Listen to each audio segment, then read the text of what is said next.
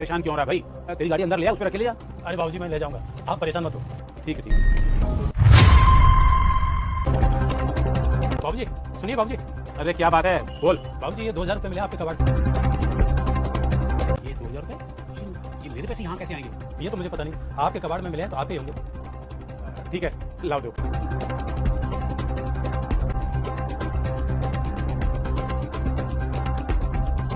लेकिन एक बात तो बताओ यार, तुम ये 2000 रुपये छुपा भी सकते थे।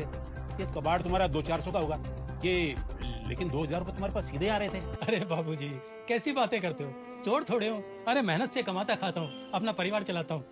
बातें बड़ी बड़ी और काम कबाड़ी का। वैसे तुम कबाड़ी काम से कितना कमा लेते हो? बाबूजी ऐसा कुछ फिक्स नहीं है, कभी 8000 रुपये महीना आ जाते हैं, कभी 12000 रुपये महीना आ जाते हैं, तो कभी कभी तो ऐसा रहता है कि पूरे महीने में 4-5 हजार रुपये आते हैं। वैसे एक बात पूछो तुमसे, तुम घर का काम कर लेते हो? मेरा मतलब खाना बनाने का, रसोई का काम कर लेते हो? अरे बाबूजी अब फैमिली तो यहाँ है नहीं है, अब धीरे धीरे खाना बनाना सीख लिया मैंने, बना लेता हूँ अपना खाना। अच्छा तो मेरे यहाँ घर का काम कर लोगे तुम? अरे बाबूजी आपका काम करूंगा तो मेरे कबाड़ी का काम कौन करेगा?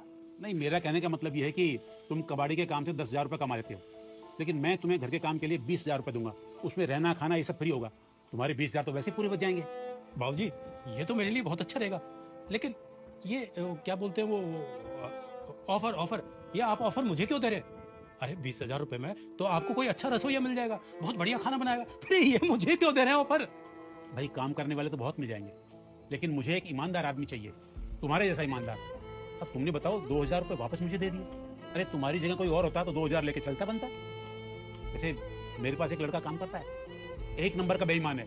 अरे घर का राशन चुरा चुरा के बाजार में बेच देता है, शर्म आनी चाहिए उसे। मैं तो उसे तंग आ चुका हूँ। मैं चाहता हूँ तुम्हारे से आदमी मेरे घर पे रहे। समझ गया बाबूजी।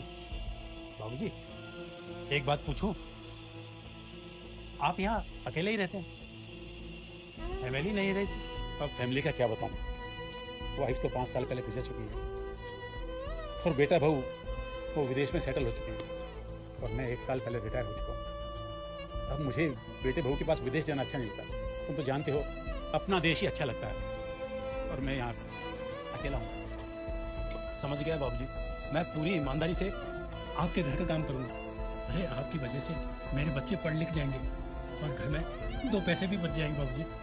मैं आपकी सेवा करूंगा। ये मेरी वजह से नहीं, तुम्हारी ईमानदारी की वजह से। इंसान की ईमानदारी पता नहीं उसको कहाँ से कहाँ तक ऊंचाई पर ले जाती है, उसे बहुत आगे तक ले जाती है। चलो कल से काम पर आ जाओ, अभी तुम तुम्हारा कबाड़ी का सामान बेच आओ।